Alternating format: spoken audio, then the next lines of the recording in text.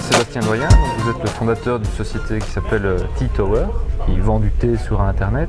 Vous êtes aussi un serial entrepreneur puisque vous aviez d'autres sociétés auparavant que vous avez vendues et qui ont vécu leur vie, dont vous êtes sortis, qui vivent bien sûr toujours leur vie. Une chose que vous expliquez justement, c'est quand on démarre une société, ou même si on est une société établie, j'imagine, il y a moyen de faire du marketing gratuit.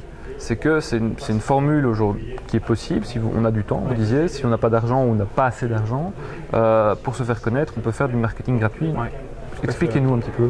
Mais en fait, il faut se poser la question de comment les gens utilisent Internet en fait. Aujourd'hui, les gens utilisent Internet pour s'informer.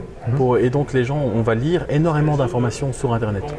Eh bien, il est évident que avant, vous, pour faire connaître votre marque, vos produits et autres, eh bien, vous devez devenir le spécialiste en fait, de cette marque-là, de ce produit. Donc comment faire pour ça? Il faut écrire en fait. Vous devez absolument écrire votre avis, votre opinion, répondre à des forums, répondre à des blogs. Se donner une image d'expert. Voilà, se donner une image d'expert de un. Mais en fait, c'est éduquer le marché. C'est toujours exactement la même chose. C'est donner votre avis, c'est exactement de devenir un expert en fait. C'est ça. Et pour ça, il faut y consacrer du temps.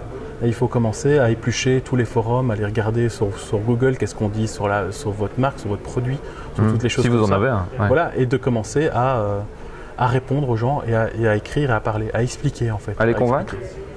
Mais pas nécessairement en fait. Et je pense que le web c'est plus un côté informatif que ce côté où on essaie absolument de vous vendre un produit.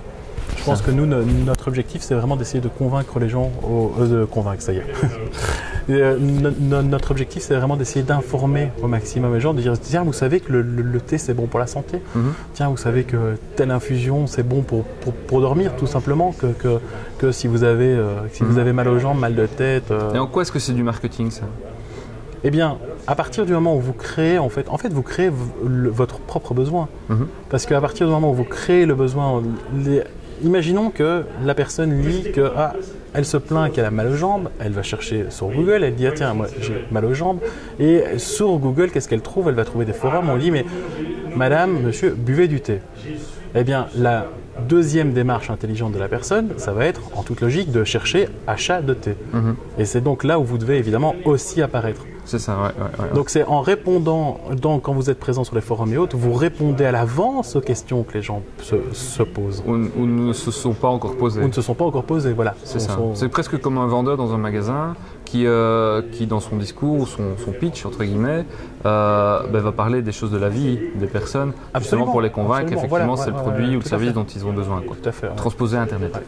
Et ça, pour moi, c'est l'un des meilleurs marketing en fait, parce que quand vous écrivez dans les blogs et autres, vous pouvez dire écoutez, moi, j'avais comme vous mal aux jambes et j'ai découvert teatower.com, j'ai acheté telle infusion et miracle.